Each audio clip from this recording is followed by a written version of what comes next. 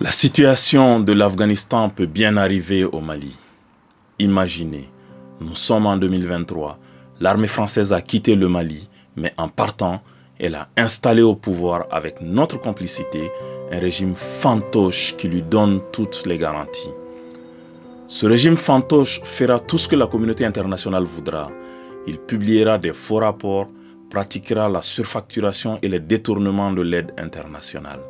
Le gouvernement fantoche usera de la désinformation à outrance pour cacher notre misère, la misère des Maliens. Au même moment, les groupes armés reçoivent le soutien de leurs frères d'Afghanistan. Après tout, le djihad est universel. Ils s'organisent et créent une nouvelle alliance avec les quelques rebelles indépendantistes, comme en 2012, pour attaquer les positions fantômes d'une armée minée par la corruption. Nos villes tombent les unes après les autres. Les cellules dormantes à Bamako se réveillent. Le gouvernement français ordonne alors l'évacuation d'urgence des Français de Bamako, des familles des amis politiciens maliens et des familles des francs-maçons en priorité. Les membres du gouvernement fantoche et leurs familles qui disposent déjà de visas long séjour s'entasseront dans les derniers vols Air France à l'aéroport de Bamako-Sénou. Des chefs d'État des pays voisins signent des accords de non-agression avec les djihadistes maliens afin qu'ils respectent les frontières. C'est à peu près ce qui est arrivé à Saigon au Vietnam en 1975, à Kaboul en Afghanistan cette année et pourquoi pas à Bamako en 2023. Après la Deuxième Guerre mondiale, les Américains ont pensé à tort qu'ils ont réussi à construire le Japon et l'Allemagne. Ils ont essayé de reproduire le même modèle sans succès dans d'autres régions du monde, notamment en Irak, en Syrie éventuellement et en Afghanistan.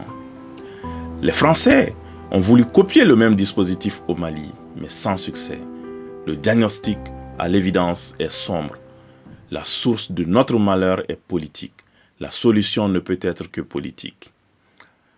À condition de tourner radicalement le dos à tous les modèles que tous les charlatans ont essayé de nous vendre depuis 1968. Il ne saurait y avoir pour nous de salut en dehors de ce refus. Pas de paix, pas de développement en dehors de cette rupture. Et restructurer la défense nationale en intégrant les groupes d'autodéfense dans une stratégie de sécurisation globale du pays et ouvrir des négociations avec les groupes armés. Je demande à tous les patriotes maliens à se mobiliser pour que nous puissions mettre ensemble nos efforts pour que cesse la morgue des gens qui n'ont pas raison et le triste spectacle des enfants maliens mourant de faim et de guerre. Pour que se taise le bruit des armes. N'attendez plus, rejoignez-moi, engagez-vous.